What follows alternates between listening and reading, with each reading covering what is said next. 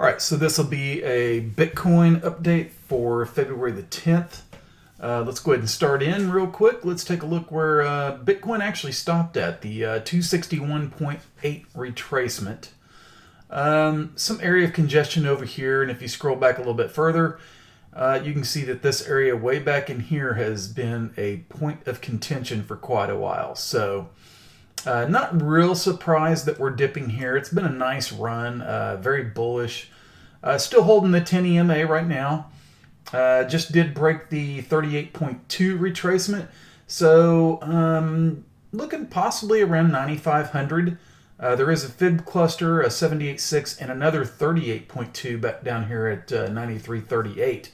So if things do want to dip that far, bulls would preferably like to see it hold above 9,500. But anything's possible with Bitcoin. We'll see what happens the next day or two. So that's Bitcoin. Let's go take a look at Ethereum. And Ethereum basically broke above this area of resistance, which should have turned into support. It did not. So looking sort of like a head fake right here. If I was to go throw some fib retracements on it, let's go...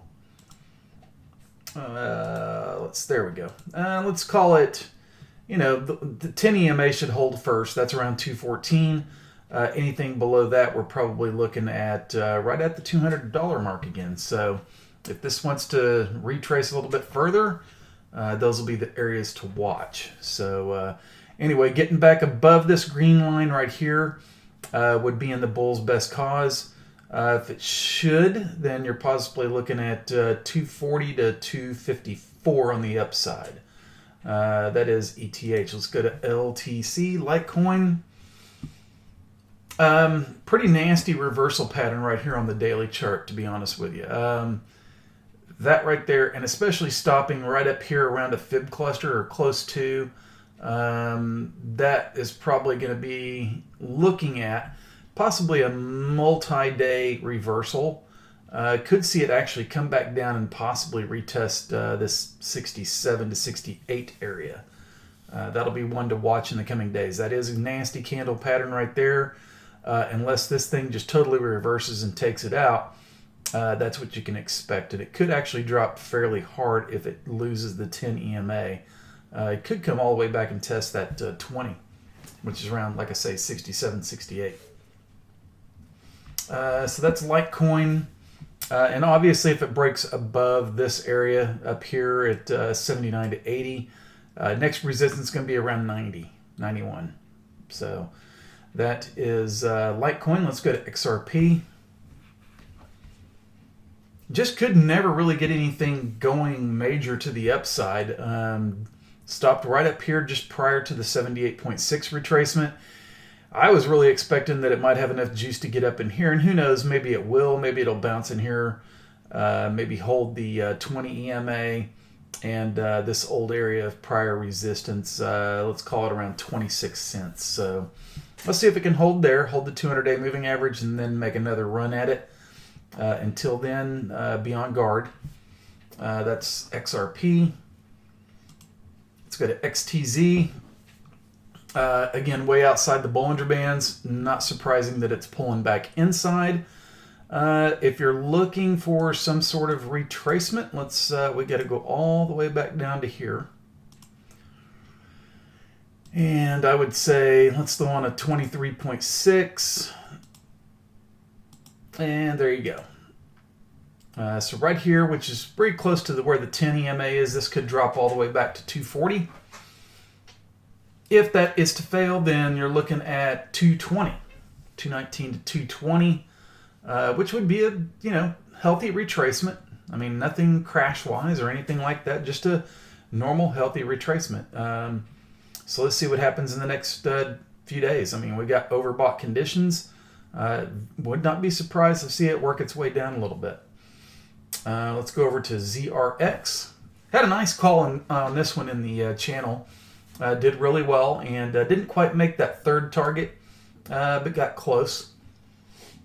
Most of the members should have had some decent profits. Right now, holding the 10 EMA. Bulls would like to see it hold right at 26 cents. so it can make the next run to the high side. That's ZRX. Let's go look at Link.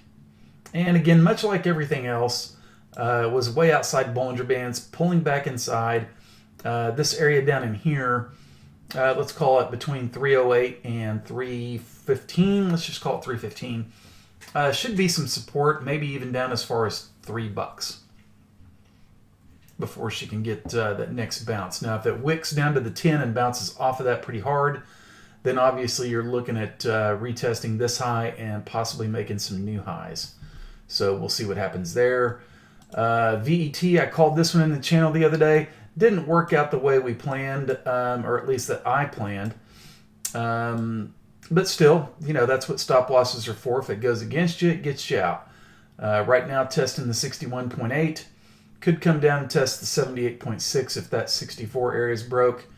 And then we'll see what happens from there. I mean, right now it's above the 200 and the 233. Still looking like possibly an inverted head and shoulders here. So that's something to keep an eye on. Neckline, let's just call it, if it breaks 70 sats, then measure it out and it should be good up to about 90. Let's go take a look at, what else do we got? DGB, again, pointed this out a while back, but this falling wedge pattern right here, and DGB still has plenty of resistance up here. 10 and the 20 crossed each other, and it's right now trying to break through the 50. So possible 78 sats, maybe even up to 81 before it should hit some big time resistance, and then we'll see what happens from there. If it can bust through, that could get it going. This could be a sleeper in the making. I always thought it had been, but just never took off for whatever reason. So anyway, that's pretty much what I've got for tonight. If you guys like everything you see, please hit the subscribe button, hit the like button as well, and we'll talk to you soon. Have a good evening.